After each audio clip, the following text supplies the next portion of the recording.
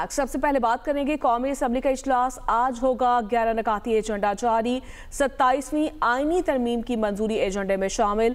Opposition अपनी आईनी तरामीम भी ले आई। ओपोजिशन आईनी तरमीम अलग फहरिस्त की सूरत में पेश करेगी। ओपोजिशन ने अपनी तरामीम कौमी असम्बली सेक्रेटेरिएट में जमा करवा दी है। हुकूमत का ओपोजिशन के आईनी तरामीम 2/3 अक्सरियत से मुस्तरद करने का फैसला। मुस्लिम लीग नून के कायद नवाज शरीफ आज कौमी असम्बली इजलास में शिरकत करेंगे।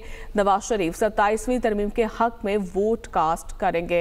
इसी पर मज़ीद बात कर लेते हैं। यासिर मलिक हमारे साथ मौजूद है। जी यासिर, बताएगा।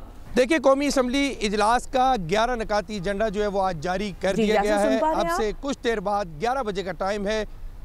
देखिए, कौमी असम्बली इजलास का 11 नकाती एजेंडा जो है वो जारी कर दिया गया है और 11 नकाती एजेंडे में जो 27वीं आईनी तरामीम है उसका मंजूरी के लिए भी उसको एजेंडे में शामिल किया गया है। एक तो आज जो मुस्लिम लीग नून के सदर हैं नवाज शरीफ, वो आज इस्लामाबाद पहुंचेंगे और 27वीं आईनी तरामीम में अपना वोट जो है वो कास्ट करेंगे। कौमी असम्बली के इजलास में शिरकत भी करेंगे। हुकूमत की जानिब से नंबर गेम मुकम्मल होने के बावजूद जो है नवाज शरीफ आज कौमी असम्बली के इजलास में शरीक होंगे और इसके बाद जो मरहूम इरफान सदीकी हैं उनकी रिहाइशगाह जाएंगे, जहां पर उनके साल सवाब के लिए उनकी फैमिली से मिलेंगे और दुआ भी करेंगे।